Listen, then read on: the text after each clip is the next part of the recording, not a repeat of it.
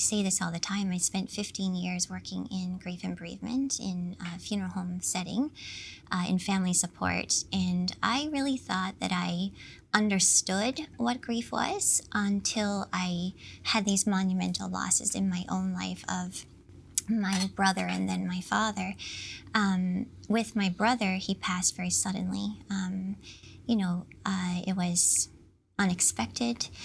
With my father, it was a terminal illness. It was a pending passing, which we knew was coming. But I realized in reflection of both of those that we grieve people based on our individual relationships with them. So every loss is different and every process of grief is different. So it really comes down to this individual basis of how we move forward, how we choose to step into life when they're no longer here in the earthly form.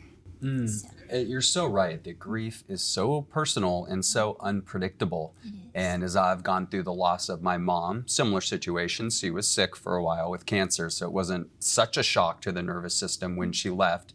So these complex feelings of maybe a little relief that she's not in the body suffering anymore, but then really missing my mom and crying, and then feeling bad that I felt relief that she's not suffering anymore. What kind of person am I that I'm glad my mom's dead, but I'm not really glad. So yeah, grief is so complex and so layered. And what I learned by going through a half dozen grief share counseling sessions with my dad and sister in a group there was it physically manifests people in different ways. Like I was very sad and down when my mom was sick and ill and was just couldn't stop eating. When my brother passed, I had no appetite. With my mom, I was sad. With my brother, I felt more anger, irritation. Also, suddenly out of the blue, I would get very tired and I'd be in a social setting doing fine.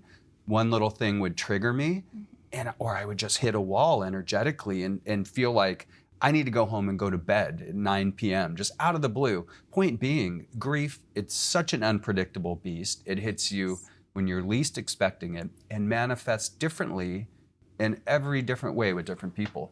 It truly There's no right or wrong way to process grief. It isn't.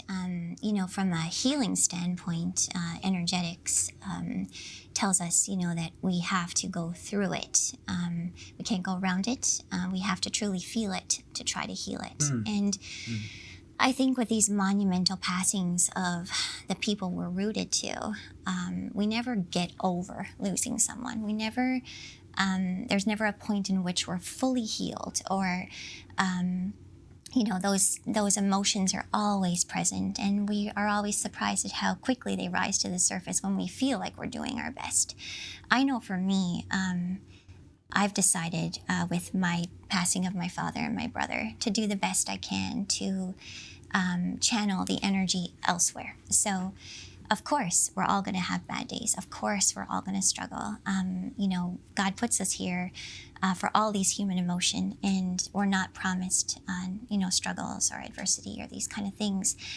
But we are in charge of how we channel that energy. So for me, I have made it my legacy to kind of push their stories forward. So I think it just makes us feel a little better in the light of loss to focus on the love and focus on ways that we can still celebrate them.